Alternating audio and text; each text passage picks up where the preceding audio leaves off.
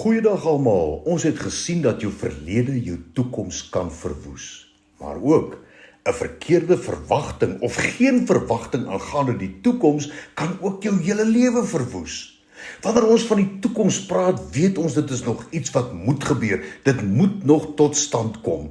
Maar die grootste tragedie is om die toekoms te beoordeel op grond van die hede, dinge wat nou gebeur.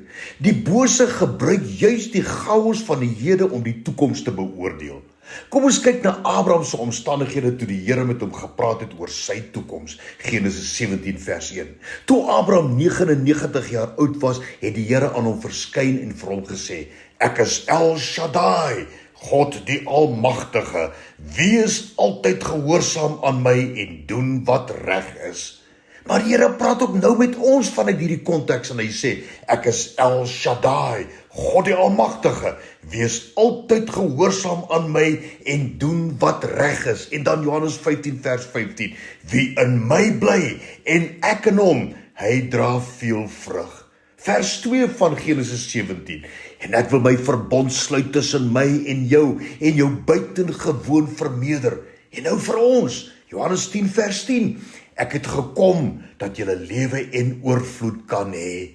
Dan vers 4 wat die Here bepraat met Abraham, maar hy sê: "Wat my aangaan, my verbond is met jou en jy sal die vader van 'n menigte van nasies word. Hulle sal jou nie meer Abraham noem nie, maar jou naam sal wees Abraham, want ek maak jou 'n vader van 'n menigte van nasies." En nou, die Here praat met ons uit van hierdie konteks in Galasiërs 4 vers 7.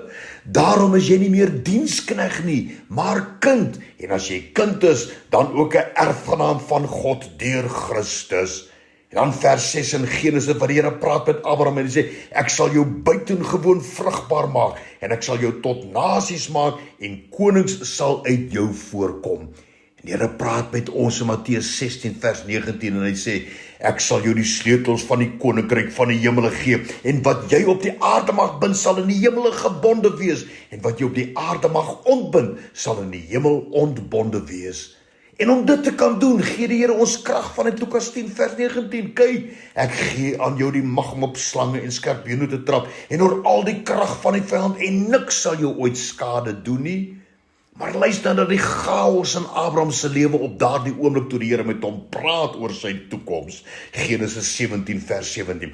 "Toe val Abraham op sy aangesig en hy lag en sê in sy hart: kan daar vir een wat 100 jaar oud is 'n kind gebore word? Of kan Sara wat 90 jaar oud is baar?" Maar die Here het hierdie belofte aan Abraham telkens bevestig, afgesien van die chaos van onmoontlikheid. Genesis 18 vers 11. En die Here sê: "Ek sal oor 'n jaar sekerlik weer na jou toe kom. Dan sal jou vrou Sara 'n seun hê." En Sara het geluister by ingang van die tent wat agter hom was. Maar Abraham en Sara was egter al baie oud en Sara lankal ver verby die tyd dat 'n vrou kinders kon baar. So menslik gesproke was dit toestand onmoontlik, maar vers 5:12 sê: "En Sara het by haarself gelag en gedink: ek is al veel te oud vir die genot van die liefde, en boonop is Abraham ook hopeloos te oud." Sy het gefokus op die hede, maar die Here fokus op die toekoms en hy sê in vers 14: "Sou iets vir my te wonderbaar wees? Hierdie tyd oor 'n jaar sal ek na jou terugkom en Sara sal 'n seun hê." En dan Genesis 21 vers 1 en 2. "En die Here het Sara besoek en hy het gedoen wat hy beloof het. Sara het vir Abraham toe hy al oud was 'n seun gebaar op die bepaalde tyd wat die Here God gesê het dit sal gebeur."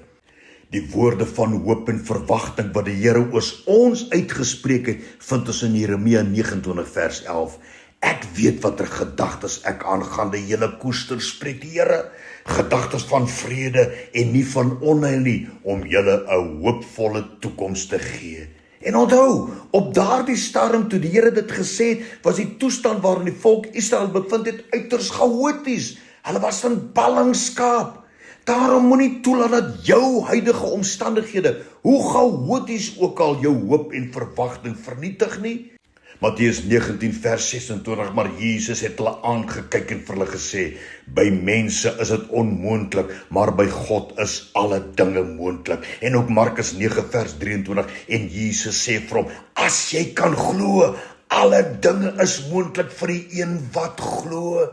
Moenie dat jou hede jou toekoms vernietig nie. Efesiërs 3 vers 20. En aan hom wat mag het om te doen ver bo alles wat ons bid of dink, volgens die krag wat in ons werk. Laat die geloofskrag van God jou hart, jou sinne en jou hele liggaam bewaar. Dankie Here, in Jesus naam. Amen.